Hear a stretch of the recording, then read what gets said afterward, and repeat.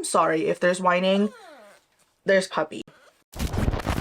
Today we're going to be talking about my 5-star book predictions. These are books that aren't necessarily coming out this year, although some of them are new releases, but these are books that I'm planning on reading in the near future that I think are going to be 5 stars. Now, I am not the stingiest when it comes to my 5-star ratings, but I'm also a little selective. I read 105 books in 2022, and I only gave 14 of them 5 stars. That's like a 13% 5-star rate, which is not the best. Mind you, that a lot of those 5 stars were actually rereads. It was a bit difficult to come up with this list. I don't want to disappoint myself in the future by saying that something is gonna be a 5 stars, going into it with that mindset, having like unrealistically high expectations, and then inevitably setting myself up for failure. But yeah, anyways, let's just get on to the list. If there are noises like that, it's because dogs, okay? I am surrounded by dogs and I'm happy about it, but there are gonna be noises and I apologize if it bothers you. Starting off with Hellbent by Leigh Bardugo. This is the sequel to Ninth House, which is one of my favorite reads of 2022. I love that book so much and I have such high hopes for Hellbent because of how Ninth House ended. I have a feeling that we're gonna get more Darlington. At least I'm hoping we get more Darlington. I know that Leigh Bardugo herself has been teasing a lot of Darlington. I've been stalking her Instagram and she's been posting all of these edits. The book is actually already out. It came out 2 days ago on January 10th. It's January 12th as I'm filming this video. But my copy is not going to get to me for a while because I ordered the Waterstones exclusive edition. So it's going to be coming from the UK. But that's besides the point. It doesn't matter. I'm still very excited for it. And I know that the wait is going to be worth it. I hope,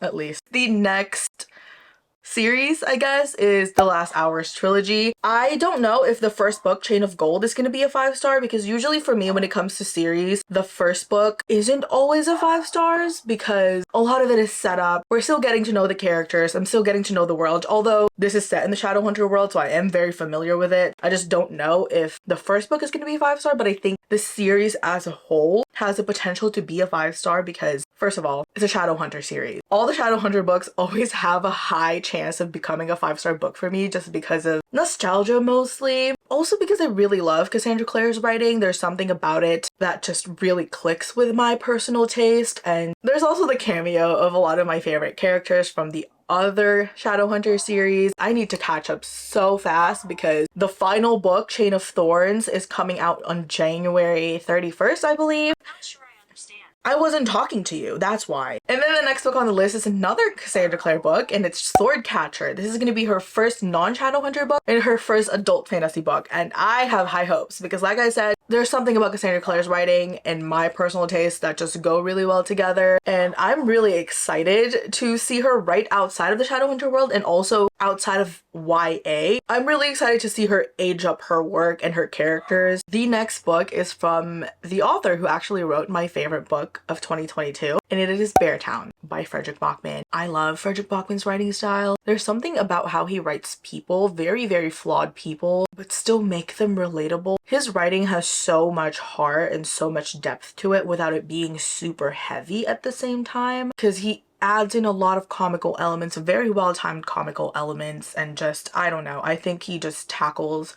really devastating topics so well. And I loved A Man Called Duva, as I said, and I know that Beartown has even more rave reviews. The next is the entire Greenbone Saga trilogy. This is kind of similar to the Last Hours trilogy, where I don't know if the first book is going to be a 5 stars, but I think that the entire trilogy has the potential to be a 5 stars because this series has been compared to The Godfathers and The Sopranos. I love both of them. I heard that there's a lot of really interesting family dynamics and a lot of politics in this book, or in this series in general. And then I have another trilogy. I think the Bobby Ward trilogy has again another great potential to become a 5-star series for me because of all of the themes that it tackles, and again, R.F. Kuang's writing style just really agrees with me. This next one is actually from a genre that I don't usually read from, but when I do read from this genre, I tend to really enjoy them, and it is All the Light We Cannot See by Anthony Doerr. This one is a historical fiction about this young girl and young boy who form an unlikely friendship during World War II, because I think they're like on 2 different sides of the war. I think one is French and the other one is German. I honestly don't know too much about this. I've just just heard absolutely amazing things about this book. As I said, historical fiction tends to really hit whenever I read them, although that's not very often. That's probably a sign that I should read more historical fiction, huh? And then I have Addicted After All by Chris and Becca Ritchie, the final book in the Addicted series. Although there are more Calloway books after this, but this is Lillian Lowe's final book, and I think this one has got to be a 5 stars because the first book is a 5 star. The other books I think I've given like 4.5, but since this is going to be the ending, this is going to be the final book that's just theirs, I hope it's a 5 stars because I love Lillian Lowe. They're my favorite couple from the Addicted Calloway. I don't know, they deserve some happiness. They've been through so much, they deserve this. This next one is from an author that I have not read from, but I've always wanted to read from, and that is The Invisible Life of Addie LaRue by V.E. SCHWAB.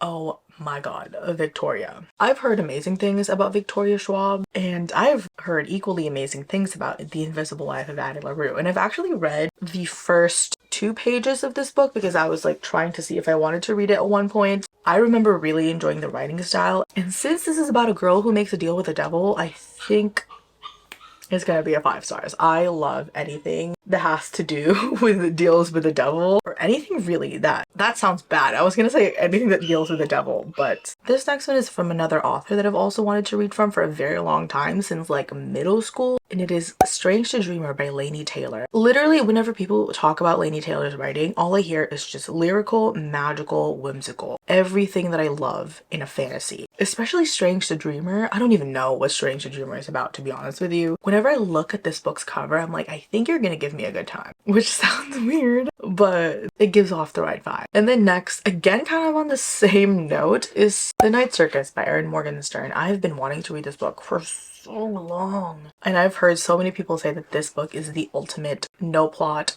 all vibes type of book. I love books like that. Even if the plot itself isn't like the best thing ever, but it gave me all of the perfect vibes, I will give it a 5 stars. Like The X-Hacks, for example, I can see all of the flaws of that book, but I loved it. I gave that one a 5 stars because it gave me all the perfect Halloween vibes that I was looking for. And I think The Night Circus, why did I say it like that? I think The Night Circus is gonna be the same thing. This next one, actually, I don't know. I think this one's gonna be a wild card. It's Tomorrow and Tomorrow and Tomorrow by Gabrielle Zevin. I've just been hearing amazing things about this book, and I remember I was reading the synopsis of it and I was like, that sounds like it's gonna be amazing. But it's also dealing with video games, which I don't know how I feel about video games and books. I haven't really read very many. I think it's gonna be wild card in the sense that it doesn't sound like my type of book, but I think it's gonna surprise me pleasantly because that seems to be the consensus with this book. A lot of people have said that they didn't know that they were gonna love this book as much when they went into it, and they absolutely were obsessed with it. And then I have The Name of the Wind by Patrick Rothfuss. I have been avoiding this book since like, the last book in this supposed trilogy still hasn't been out, and I think it's been like 10 years since Patrick Rothfuss released the second book in the series.